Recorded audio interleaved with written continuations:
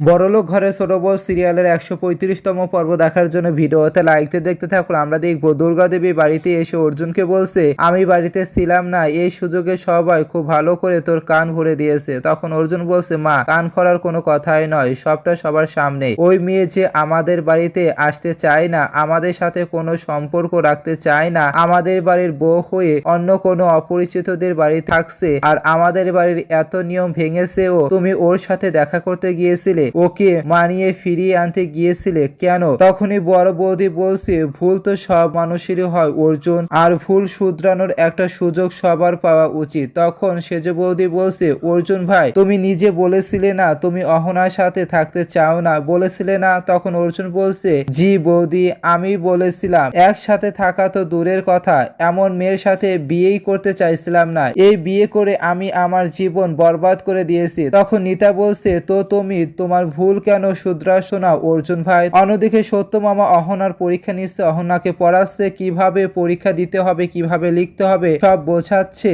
এদিকে তখন বাড়ির তিন বই অর্জুনকে বলছে, ভাই তুমি এভাবে রাগ করে থেকো না, অহনাকে ফিরিয়ে নিয়ে এসো, দেখবে ঠিক ও ফিরে আসবে তুমি গেলে। সেই সময় তখন অর্জুন বলছে, আমি কাল যাব ওর কাছে। তখন অর্জুনের কথা শুনে বৌদিরা খুশি হয়ে যায়, বলছে, এটাই তো চেয়েছিলাম, খুব ভালো কাজ করছো অর্জুন, তুমি যাও ওকে নিয়ে আসো। তখনই অর্জুন বলছে, আমি কি বলেছি ওকে আনতে যাব?